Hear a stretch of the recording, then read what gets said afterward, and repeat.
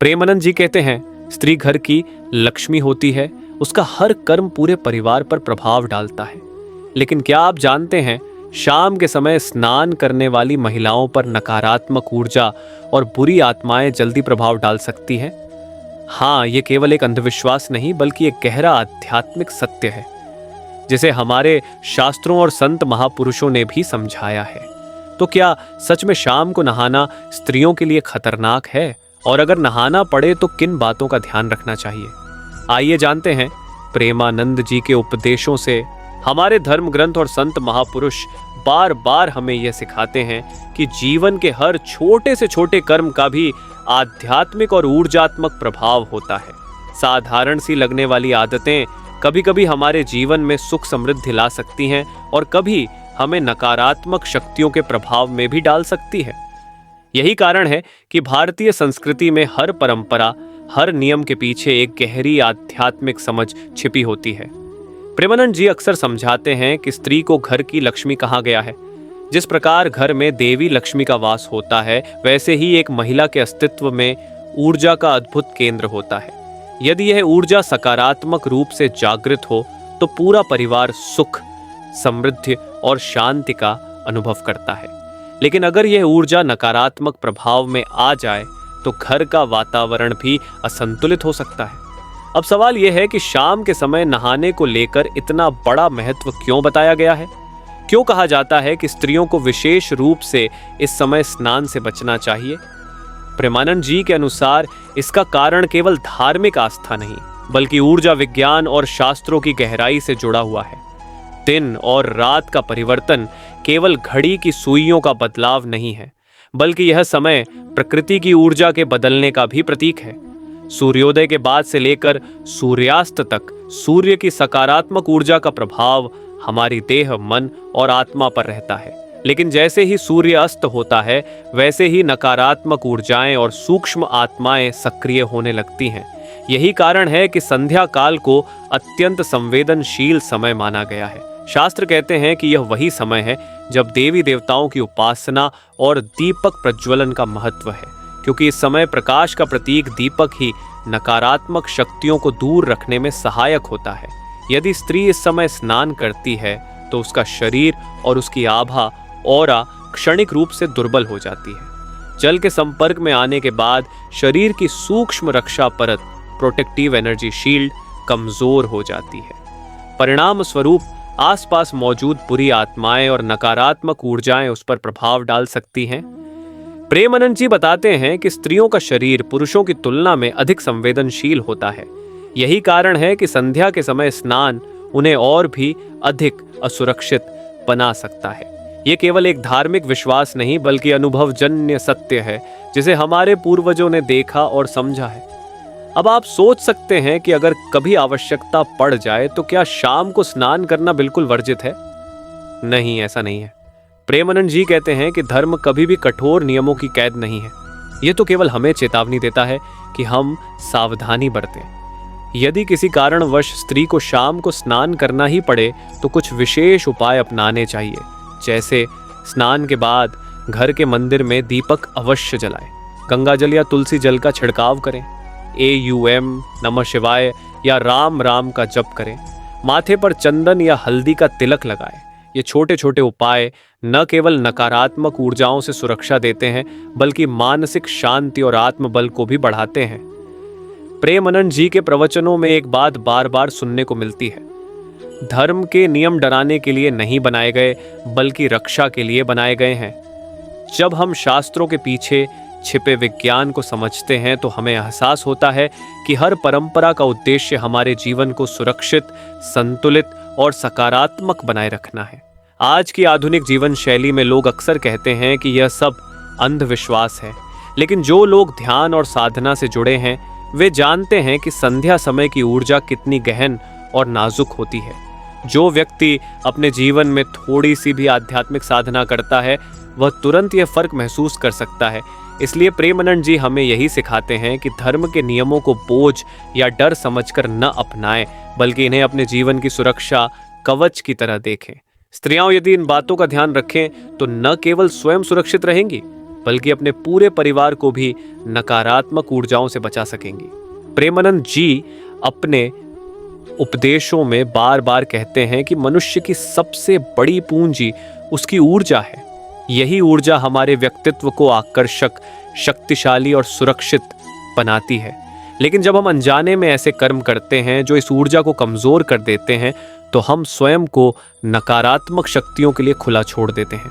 शाम को स्नान करना भी ऐसा ही एक कर्म है, खासकर महिलाओं के लिए। अब सवाल उठता है कि ऐसा क्यों है?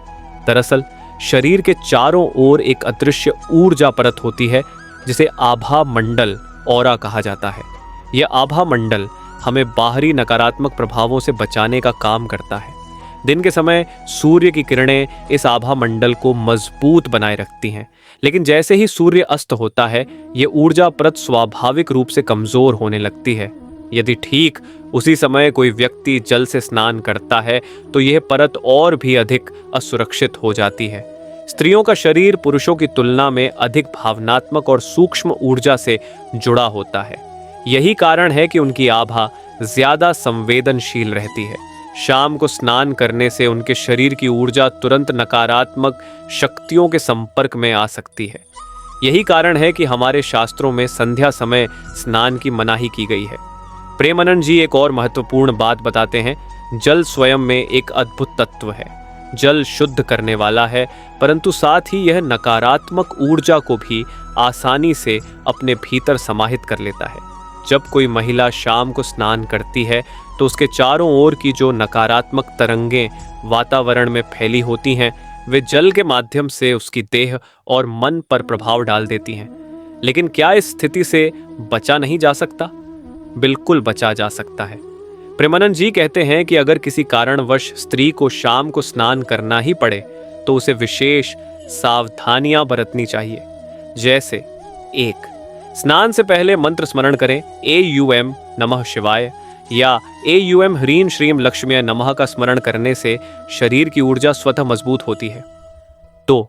जल में तुलसी या गंगा जल मिलाएं। यह न केवल स्नान को शुद्ध करता है, बल्कि नकारात्मक ऊर्जा को दूर करने का काम भी करता है।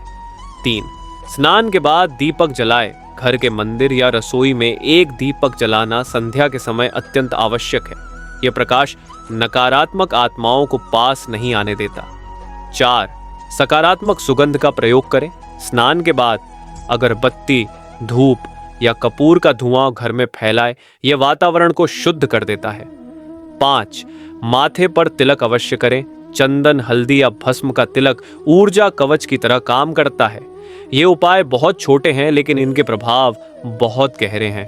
प्रेमानंद जी बताते हैं कि जब स्त्रियां इन नियमों को अपनाती हैं, तो उनके जीवन में अदृश्य रूप से सुरक्षा और शांति बनी रहती है।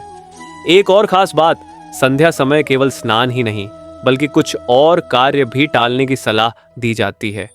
जैसे झाड़ू पोंछा करना, खाना पकाना या अधिक विवाद करना, क्योंकि यह समय आत्मिक रूप से साधना और प्रार्थना का होता है। इस समय जितना हो सके अपने मन को शांत और ईश्वर की ओर केंद्रित करना चाहिए। यही कारण है कि संध्या आरती, दीप प्रज्वलन और प्रार्थना का महत्व बढ़ जाता है। प्रेमानंद जी ये भी समझाते हैं कि अगर स्त्री संध्या काल में ध्यान, जप या प्रार्थना करे, तो उसका फल कई गुना बढ़ जाता है, क्योंकि ये वही समय है जब ब्रह्मांड की ऊर्जा परिवर्तनशील होती है और छोटी सी साधना भी बड़ी शक्ति प्रदान करती है। प्रकृति का हर समय अलग ऊर्जा लेकर आता है। जो व्यक्ति इसे समझ लेता है, वही सुरक्षित और सुखी रह सकता है। संध्या काल यानी सूर्यास्त के आसपास का समय ऐसा ही विशेष समय है। शास्त्रों में संध्या को गोधूलि बेला कहा गया है। यह वह क्षण होता है जब दिन और रात के बीच का संतुलन बनता है। इस समय सूर्य की सकारात्मक किरणें समाप्त हो रही होती हैं और अंधकार यानी नकारात्मकता धीरे धीरे फैलने लगती है। इसी कारण कहा गया है कि संध्या काल आत्माओं के जागृत होने का समय है। आध्यात्मिक विज्ञान के अनुसार आत्माएं और सूक्ष्म जीव रात में अधिक सक्रिय होते हैं, क्योंकि रात अंधकार का प्रतीक है और अंधकार का स्वभाव ही छिपकर रहना है। संध्या इसका आरंभिक द्वार है। यही कारण है कि जैसे ही सूरज ढलता है, अदृश्य शक्तियां अपना प्रभाव फैलाना शुरू कर देती हैं। अब सवाल यह है कि महिलाएं ही क्यों इन शक्तियों के प्रभाव में जल्दी आती हैं?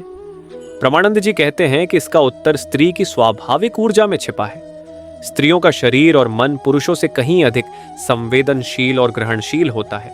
वे तुरंत किसी भी तरंग या ऊर्जा को अनुभव कर लेती हैं। यही कारण है कि अगर वातावरण में नकारात्मक कंपन है तो उनका असर महिलाओं पर जल्दी पड़ता है। एक और बात, स्त्री को शक्ति का रूप कहा गया है। जहां शक्ति है वहां आकर्षण भी है। बुरी आत्माएं उसी शक्ति की ओर खींचती है ताकि उसे कमजोर कर सकें। इसीलिए संध्या काल में यदि स्त्री स्नान करे और उसकी आभा कमजोर हो जाए तो वह आत्मिक हमले का आसान शिकार बन सकती है। प्रेमानंद जी उदाहरण देते हैं कि जैसे एक दीपक तेज हवा में झिलमिलाने लगता है, वैसे ही संध्या के समय स्त्री का आभा मंडल अधिक अस्थिर हो जाता है। अगर इस समय वह सावधान न रहे तो नकारात्मक शक्तियां तुरंत अपना प्रभाव डाल देती हैं। इसीलिए हमारे शास्त्रों ने स्त्रियों को विशेष रूप से चेताया है कि इस समय घर के भीतर रहें, स्नान या अन्य कमजोर करने वाले कार्य न करें, बल्कि दीपक जलाएं, प्रार्थना करें और ईश्वर का स्मरण करें। महत्वपूर्ण तथ्य यह भी है कि स्त्रियों का जीवन केवल उनका अपना नहीं होता, बल्कि पूरे परिवार से जुड़ा होता है। उनके ऊपर आई कोई भी नकारात्मक शक्ति पूरे घर के वातावरण को प्रभावित कर सकती है। यही कारण है कि संध्या समय स्त्री की सुरक्षा को इतना महत्व दिया गया है। प्रेमानंद जी अपने प्रवचनों में कहते हैं, धर्म डराने के लिए नहीं बल्कि बचाने के लिए है। जो नियम शास्त्रों ने बताए हैं वे हमारे जीवन के सुरक्षा कवच हैं। इसी संदर्भ में संध्या समय स्नान के विषय को समझना बहुत महत्वपूर्ण है। हमने अब तक जाना कि शाम के समय स्नान स्त्रियों को नकारात्मक ऊर्जा के प्रभाव में क्यों ला सकता है, लेकिन क्या इसका अर्थ यह है कि यदि कोई महिला इस समय स्नान करे तो उसके जीवन में तुरंत अनिष्ट घट जाएगा? नहीं, बिल्कुल नहीं। शास्त्रों और महापुरुषों का उद्देश्य हमें डराना नहीं बल्कि सतर्क करना है। संध्या काल का महत्व शास्त्रों में संध्या को संध्योपासन काल कहा गया है। यह वह समय है जब साधक को ध्यान, जप और प्रार्थना करनी चाहिए, क्योंकि यह वही क्षण होता है जब ब्रह्मांड की ऊर्जा सबसे अधिक परिवर्तनशील और संवेदनशील होती है। इसी कारण इस समय की गई साधना का फल कई गुना अधिक मिलता है। लेकिन यदि इस पवित्र समय में हम अपने शरीर को कमजोर करें, जैसे स्नान कर तुरंत नकारात्मक कंपन को आकर्षित करें, तो यह अवसर व्यर्थ हो सकता है। प्रेमानंद जी कहते हैं, संध्या दीप जलाना केवल एक परंपरा नहीं बल्कि हमारी आत्मा की सुरक्षा है। शास्त्रों के प्रमाण गरुड़ पुराण, मनुस्मृति और अन्य धर्म ग्रंथों में संध्या काल की महत्ता विस्तार से बताई गई है।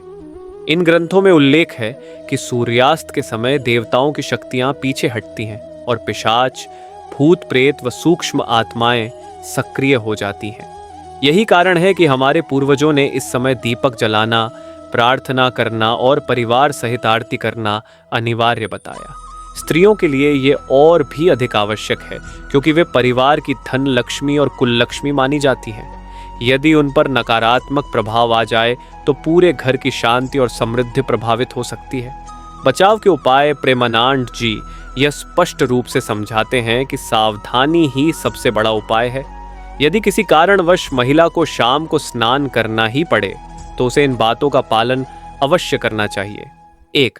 पवित्र संकल्प लें। स्नान से पहले मन ही मन भगवान का नाम लें और संकल्प करें कि यह स्नान केवल शुद्धता और स्वास्थ्य के लिए है, न कि विलासिता के लिए। 2. जल में औषधीय तत्व डालें। गंगा जल, तुलसी पत्ते या हल्दी का जल स्नान के लिए श्रेष्ठ माना गया है। यह जल को नकारात्मक ऊर्जा से मुक्त करता है। 3.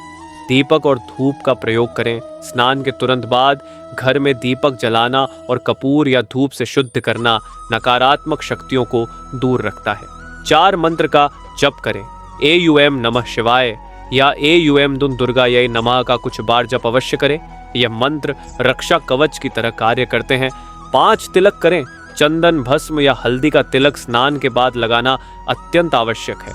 यह शरीर की खोई हुई ऊर्जा को वापस लाता है। 6. सकारात्मक संगति।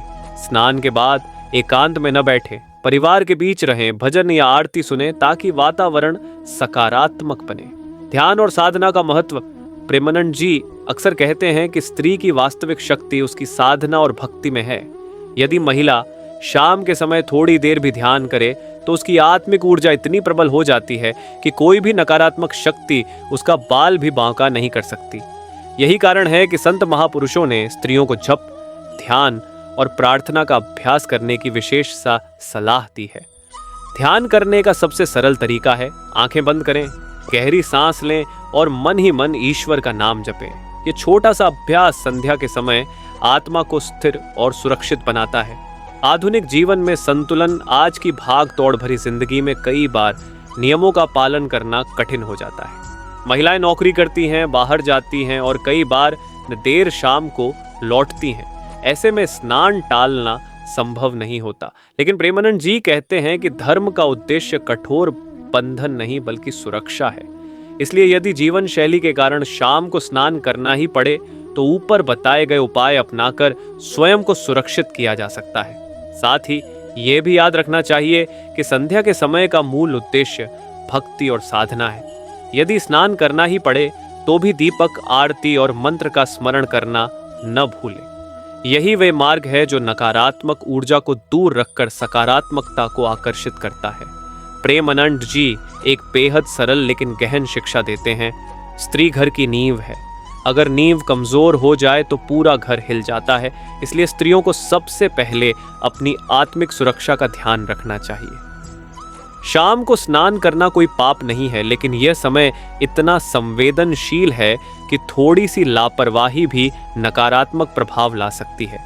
यदि सावधानी और शास्त्रीय उपायों के साथ आगे बढ़ा जाए तो कोई भय नहीं है। आखिर में यही समझना जरूरी है कि शास्त्रों के नियम अंधविश्वास नहीं बल्कि जीवन की गहराई से निकले सत्य हैं। जो इन्हें मानते हैं वे सुरक्षित रहते हैं और जो अनदेखा करते हैं वे अनचाहे संकट बुला लेते हैं। इसलिए हर महिला को चाहिए कि संध्या काल का सम्मान करे, दीपक जलाए, ईश्वर का स्मरण करे और अपनी आत्मा को सकारात्मक ऊर्जा से भर दे। यही उसका वास्तविक कवच है और यही उसके परिवार की रक्षा का आधार भी। भाइयों और बहनों, आपने देखा कि प्रेमानंद जी की शिक्षाएं कितनी गहरी और जीवन को सुरक्षित बनाने वाली है। छोटी सी सावधानी हमें नकारात्मक शक्तियों से बचा सकती है और हमारे परिवार को सुख शांति दे सकती है। अगर आपको यह वीडियो अच्छा लगा हो और इसमें कही गई बातें आपके दिल को छू गई हो तो कृपया इस ज्ञान को दूसरों तक भी पहुंचाइए। वीडियो को लाइक कीजिए, अपने प्रियजनों के साथ शेयर कीजिए और हमारे चैनल को सब्सक्राइब करना बिल्कुल न भूलिए।